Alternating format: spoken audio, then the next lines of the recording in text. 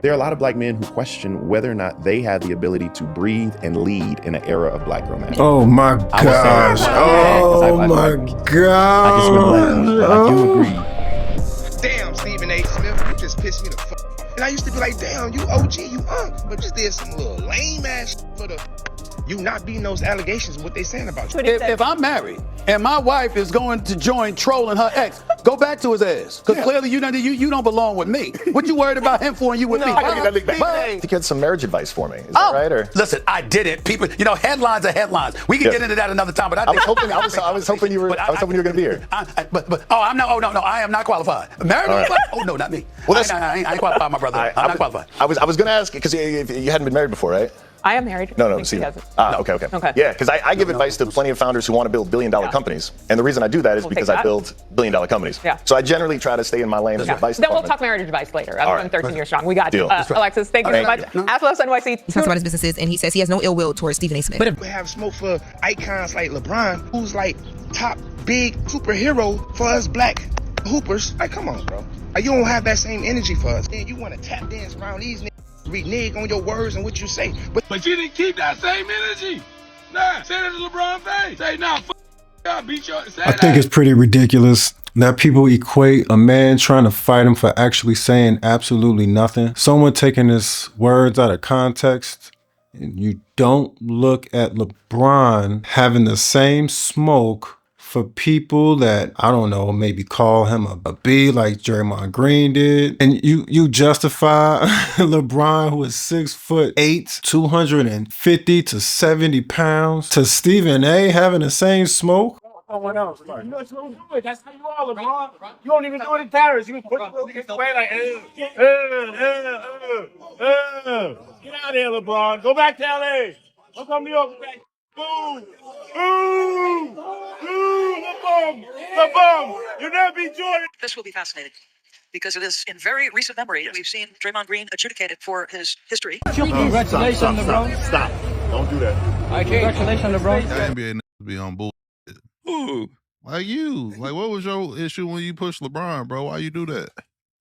Oh, wow. What kind of... Like, why you gotta bring shit like that? I'm just saying, my fault. My fault. Go James. Atlanta cheering for him. He running down the court. I say, you know what, bitch? I got something for you. Shoulder check this out there. He went to the stands. I feel my nigga. I got so much hate mail. If he would have been hurt, I would have killed you, bitch. I'm like, hey, I gotta get off the internet. That's when I first deleted. Ever since Kevin Gates told LeBron that his wife looked like Lamar Odom, and he showed up to the game with his chest out, and he sat like this to see if LeBron was like that. We figured out LeBron wasn't like that. LeBron showing up to the court looked like he ain't getting no sleep. You know Savannah ain't respect him since. Savannah looking at him like, nigga, you ain't check the nigga at the game? Courtside? Why the f you checking Stephen A over Bronny? He a grown-ass man. Why you ain't checking niggas over me? That nigga ain't get a full night of sleep since. Okay, nah, I'm gonna pull up on you unexpectedly. Not only unexpectedly, I'm finna pull up and I'm finna sit courtside for everybody to see me, just so I can check the temperature in the room. I wanna see what you really on. Nothing happened. It's a big difference between Stephen A and Kevin Gates. I don't understand you, Nick. Like, keep the same energy for what? If it's my woman and she's trying to get revenge for another man, then go ahead. Why are you keeping that energy for him? You my woman. Why do you even care? Teach his own. So he says what he says to him. What you want Stephen A to do? Tell him, no, you should have left her. You should listen to what I had to say and leave her. Either he is petty, he was hurt. That's perfectly fine. But what am I supposed to do? Snap on him? What energy do you guys want?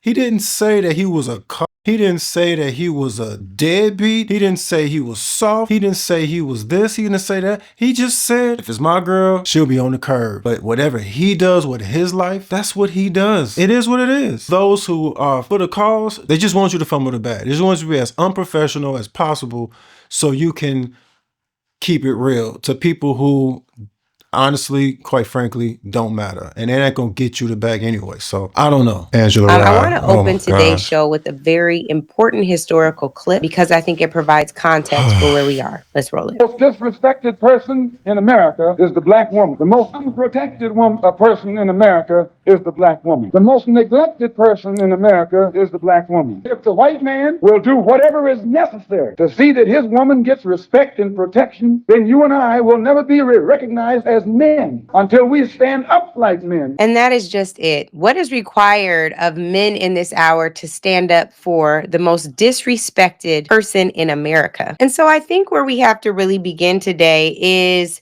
this question. I was flagged earlier that Stephen A. Smith put our podcast on his talking about where Oh my gosh. Look, I don't mean to be disrespectful. I love my black women. Black women are amazing. At this point, black women, Malcolm, God bless. During that time, I think that was true. But they are now the loud kid in the classroom throwing stuff all over the place, and we're supposed to act like we don't see it. Like, just let them do what they do and say things that are not true and just It's just like, I'm a victim, and just let them be, because you can't talk to them. Can't tell them to calm down, because if you tell them to calm down and you're trying to marginalize them, you can't tell them you're being ignorant or you're being rude, because then you need to mind your own business. You can't say anything. That's the reason why people are tired of woke. It came from the black community. Don't think logically, just think emotionally, and just say things because they sound good, because they validate your feelings. I understand that things are not perfect, but they are astronomically better. Rather than think logical, we just throw feces at the wall and just say it's art, when it's actually just dumb. It's emotional. It's illogical, but it's not helping us at all. Stephen A. Smith, he can say all the factual things that they are, but it doesn't matter, because he's still gonna be he's still gonna be this, he's still gonna be that, and there's nothing that he can really do. Women are protected. I don't know what makes women think that they are not protected, because if you act a damn fool, then people don't want to be around you. It's the same goes for any other race. Look, black women, it's a little arrogant to think that it's just you, because it's not. Where did Karens come from? Karens are a real thing now. So it's tons of victim mindset women who feel that they are not protected. It's not just black women. I mean, this woman, Angela Rye, is one of the most ignorant, loud-spoken women, and we're supposed to act like it's not true. I want to throw to one more example. Someone who teeters on the edge quite a bit, shows up talking out of both sides of his mouth. He had this to say recently about Jasmine Crockett. Sometimes you get attacked by your own. How Jasmine Crockett chooses to express herself, I'm like, is that going to help your district in Texas? Aren't you there to find a way to get stuff done, as opposed to just being an impediment to what Trump wants? How much work goes into that? I'm just going to go off about Trump, cuss him out every chance I get, say the most derogatory, incendiary things imaginable, and that's my day's work. That ain't work. Work is saying, that's the man in power. I know what his agenda is. I'm not exactly in a position to stop him, since the Republicans have the Senate and the House. But maybe if I'm willing to work with this man, I might get something out of it for my constituency. Because like Joe Manchin said, he's there to represent, or was there for 15 years to represent, the people of West Virginia. She's supposed to be there to represent the people of Texas.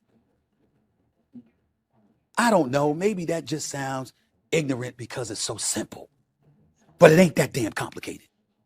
We make it complicated. He's got to deal with black woman issues. Oh my God. Writ large. And whatever self-hate exists within him. That is self-hate. I've never seen a clip of him where he actually praises a black woman. That's what I'm saying. He's got black woman issue he's got to deal with. But For those who are listening, that was Stephen A. Smith commentating about Jasmine Crockett's lack of work. For context, there was a poll that was recently done, and Jasmine Crockett's approval numbers amongst the American people rival Barack Obama's in 2008. So just for context, he is on an island unto himself, because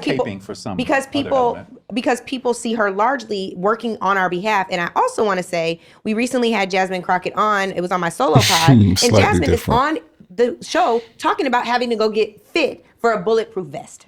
So this is not the time for this. Yeah. And it is very dangerous for this. So I hear you even on the danger, even on campuses, but I wanted to bring this in because this is the kind of messaging they're hearing on their sports platforms, on talk radio, all the time. There is a growing divide between black men and black women. Oh my God. And I think that some of them are also leaning more conservative. And she's in a their talking congresswoman points. from Texas, and Yes. Texas has this open carry law. Governor Abbott is such a dangerous, But he problematic sets person. up a false argument. Yes. How much attention is this taken away from you getting whatever you need for your district? They White think, men. they think that Jasmine Crockett talks with her neck No, I'm not just and saying is too loud and exclusively. snaps her fingers and all that, and they caricature her like he's doing. Yeah. And so my point though is that I didn't like Bakari, back and forth boy, with Jasmine boy. Crockett and Nancy Mace or whoever it was, right? But Nancy Mace is the one that got violent. She was the one that said, "Let's take it question. outside." I know them Shut both up and very well. shut up and I know dribble, them both basically, very is what well. they're saying. And that just because I was in the They legislature, attacked so I look at that totally different. However, I will tell you that there is a through line between the Ice Cubes and the Jason Whitlocks and the Stephen A. Smiths. These individuals, Ice Cube may be slightly different than the other two, Slightly, but yes,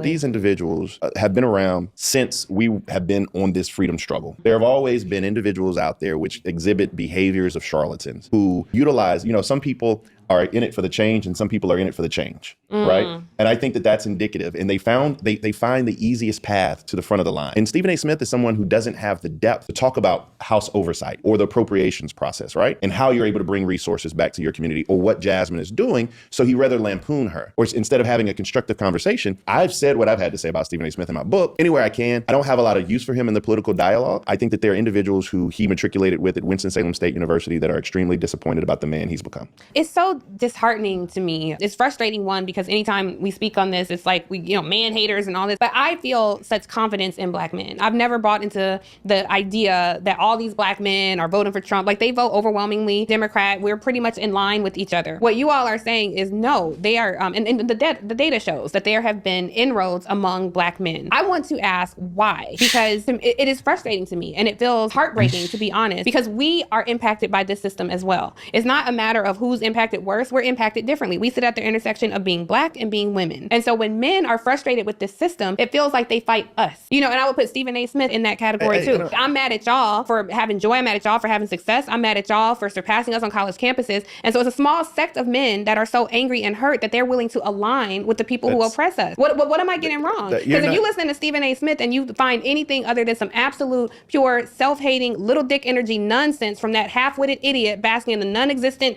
rays of his own ignorance, it is sad to me that he even gets an audience of Black men. Why aren't Black men right now saying, F Stephen A. Smith, we banning him, we not listening to his podcast, we're not watching his show anymore? That's what Black women do. We organize. But you asked the question why. Yes, tell me why. By the way, I love the usage of adjectives. I'm sure I messed it up somewhere. The answer to the question why is kind of twofold. Black men showed up. We were the third largest demographic voting for. You had Black women, you had Jews as a collective, and then you had Black men, somewhere between 74, 76% voting for Kamala Harris. And so, it's not a large number. We still are there. But the slippage you've seen is twofold. The first is that there's been no party, no group, which for the past 20, 30 years has taken the time to listen to Black men holistically. And many times we are spoken to about policy. That policy revolves around things like criminal justice. Mm-hmm. But marijuana. But very rarely do we have fulsome conversations about the Black men who are out there struggling to pay for early childhood education, child support, right? How that wages. The craziest thing is when you get locked up for child support, do you know that your child support continues to grow? Of course. Like your driver's license gets suspended. It's an unbreakable cycle. It's an unbreakable cycle, right? I mean, just opportunities, STEM opportunities. So just having a holistic, fulsome conversation around Black men is something that hasn't happened. The other thing is, which is a question that we have to answer, there are a lot of Black men who question whether or not they have the ability to breathe and lead in an era of Black girl magic. Oh my gosh. Oh my gosh. I just realized, but I do agree.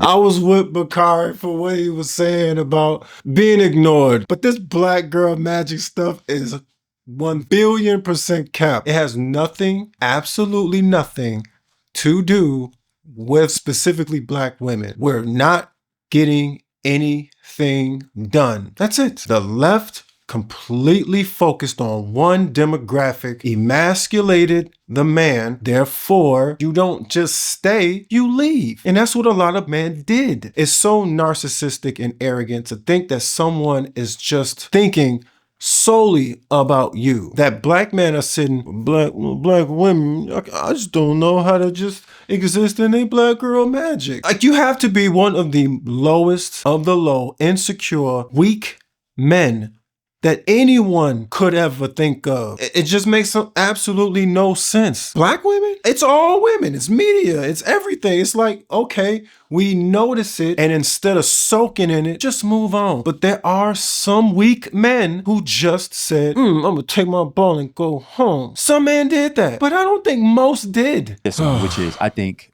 black men want the bag too. And we on the Democratic side don't talk enough, if at all, or listen about how I'm gonna help you prosper. What does prosperity for us look like? So if at every turn, you're the deficit end of the equation, every turn, somebody's got to do something for you, you're not making room. And Stephen A. Smith, I think he does have issues with black women, but I also think the brother's also trying to get and maintain and grow a bag. And he's similar to a lot of the black Republicans who ideologically could not articulate anything worth mentioning, are out here caping because they're not in competition with Bakari Sellers or Andrew Gillum. But they're at the front of the line on that side because they're willing to say the things that white people think and don't get to say with license, but they got you, Cape and Clown, who's willing to say it, and they get rewarded for it. But he looks like money. He smells like money. He talks loud. He knows LeBron. Even though LeBron can't stand him, you know. So he's there. He walks with a swag. He went to an HBCU, so he's the perfect messenger. And so when people come to him because he doesn't look. Black men are always in the mode of survival, always. And he looks like somebody who's thriving. So you're more inclined to listen to someone who has made it to some point. It's an aspirational thing. Yeah. So that is kind of the why. Like if Stephen A. Smith comes up, you know, it's like the question is why. So is the proof that Stephen A. Smith has women issues. And yes, unapologetically, although there are some fine ass, gorgeous ass women up there, especially Latinas, Lord have mercy, no doubt. White women too. Nothing moves me more than black women.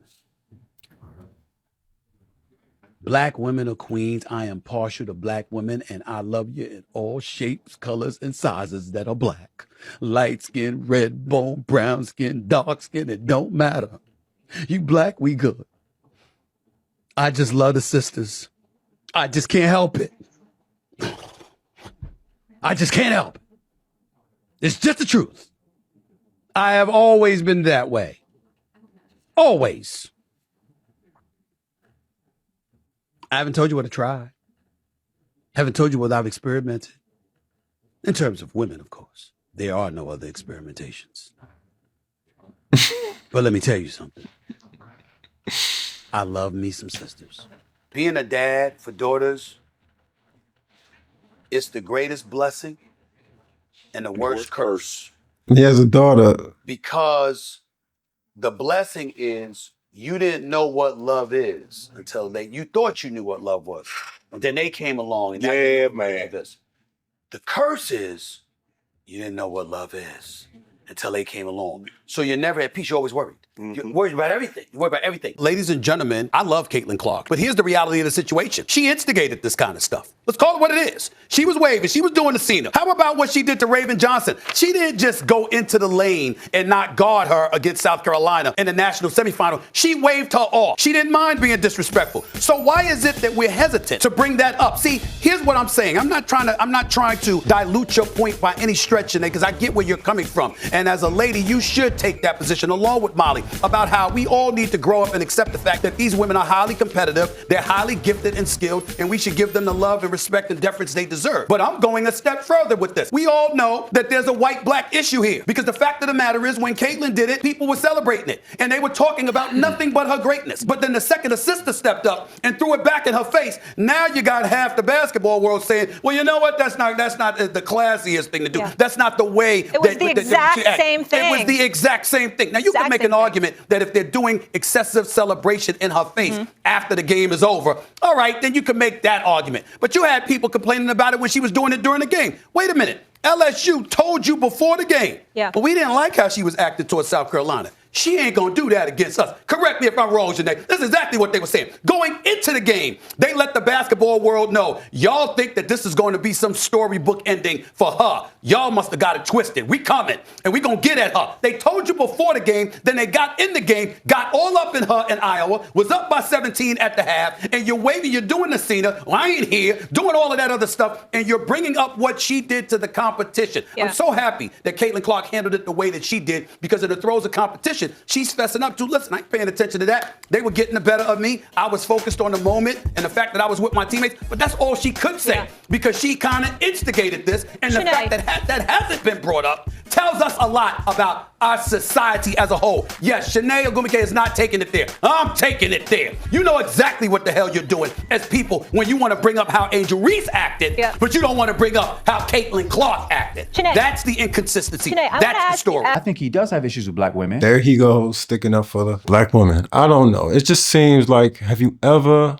noticed when you disagree with somebody now, they suddenly know your emotions. If you say you don't like the way someone acts because they largely represent you and a large amount of other individuals, the contradiction is unbelievable. If you say because you are from that culture that her speech is ghetto or not appropriate, then he has little d energy. It's like people major in mind reading and minored in manipulation. A thing is what it is. So Stephen A. Smith is a commentator giving his opinion, not a colonizer, not a Klan member, and not your ex. He looked at Congresswoman Jasmine Crockett and said, all you do is go off about Trump. Were you sent to Congress to insult him or legislate? That's not misogyny. That's a job review. But of course, we turn a critique into a gender war and, of course, a sellout. Because today, behavior does not define you, feelings do. If you act out in public and someone calls you out, they're not attacking your race, they're attacking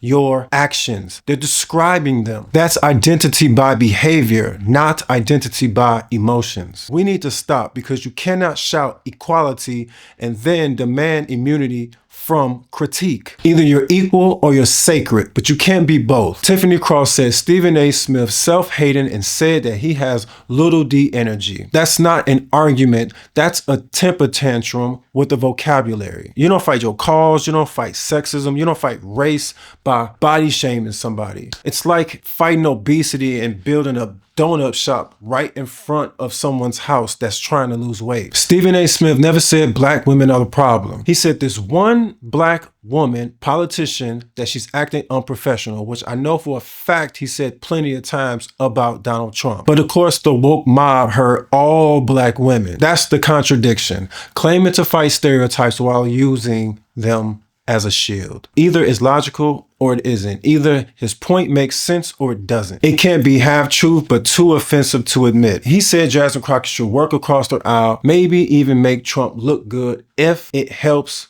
her district. Now you can hate the optics, but that's called strategy, not treason. Politics is about negotiating, compromising, not open mic night. If all you do is scream at opponents, you're not governing, you're just auditioning for followers. And if your approval rating is better than Obama's, then that might not be a flex. It might just mean ignorance is just more spread than you think. Stephen A. Smith is a coon, ad hominem, accusing him of self-hating instead of answering his question. It's a straw man. Basing your politics on vibes and not verifiable results appeals to emotion. Meanwhile, real results, crime, school, jobs, get buried under hashtags and hood theatrics. And listen, there is no, and I mean no, divide between black men and black women. It's ninjas and victim mindset divided between black Americans and everybody else. It's ignorant, nonsensical third wave feminists who logically benefit from the patriarchy but act like they don't, are the ones who are divided from women who just want to live their life without being called a pick-me, or they're a part of the patriarchy. It's ignorant versus law-abiding citizens. It's the woke who won't get any sleep versus people who just want to live their lives without everything being political or racial. It's a divide from people who are protesting logic, critical thinking, and morality versus the ones who stand back and just watch them do it. And I'm almost certain that they mean well. There's some truth in what they are saying, but they just look moronic while they're doing it. And the worst part about it is what you don't see. They don't elect any of you to real power or on TV. They fire most of you, like Joy Reid, Tiffany Cross, and a whole lineup of you all. They choose more sassy black men than you based off of the percentage. If they could, they will dump Hakeem Jeffries' ass out. But he's a man, so the patriarchy, you know. It's not that you act masculine, because masculinity does not equate ignorance or being mean. It's not that you are assertive. It's not that people are intimidated by you. It's that you are unbearable. And when you act like this, no one wants to be labeled self-hating or racist. And it's best because you have a bunch of weak men around you that don't say anything. They don't check you. They don't know how to communicate with you. They just capitulate to you. It seems like these so-called leaders keep us fighting each other and hating white people while they cash in brand deals and build careers off of outrage. They're not healing the community. They're monetizing trauma. Jasmine Crockett is talking about getting a bulletproof vest. That's serious. Nobody deserves that. But you guys talk about Trump and the justification for people to target him and Charlie to target him. Well, I guess in y'all words, when your whole brand is chaos, don't be surprised when chaos answers back. Of course, I don't wish anything happened to her. That would be ridiculous. But that's y'all logic. And besides, the Republicans wouldn't want anything happening to her anyway because they probably love the headlines. She's the perfect poster child to prove that they're right. And yeah, I'm telling you wholeheartedly, she's probably a great person. She's probably a great friend. She's probably a great partner. But a politician right now, it's terrible. Because leadership requires composure, not clout. Black men are not jealous of black women. At least most of them aren't. Most aren't even thinking about Jasmine Crockett or most black women. They're working, surviving, and tired of being called patriarchal just for asking for peace. It's not man versus women. It's adults versus adolescents and grown bodies. Listen, you are what you do, not what you hashtag. You can't demand equality and forbid disagreement. Either your argument holds up or it collapses. There's no kinda logical. And if your whole rebuttal is he hates black women, congratulations, you just failed all three. So the next time if someone calls you self-hating for using logic or saying you have little d energy for having standards, just tell them maybe, but it's big enough to fit in the truth and it's something that your argument can't handle. Because logic doesn't care about feelings, and feelings without truth is just politics in a wig. If you don't like what I'm saying, I guess I understand. Trust me, I understand both sides. Tiffany Cross and Angela Rye and Jasmine Crockett, you know, where they're coming from, but it doesn't make sense for us to continue to just malign people and berate people just because they have a different opinion. That's the exact same thing what we did with Charlie. And it's like you're doing the same thing with Stephen. All you gotta do is just go look at it. Just listen to his words. If he's not trying to destroy Jasmine Crockett, it just doesn't make any sense. Tell me what you think. Put your comments in the comment section. Like, comment, share, and subscribe, please, so this channel can grow. And we can, you know, try to heal this world because it seems like we're too intelligent to be intelligent. God bless. Peace. We need to do better.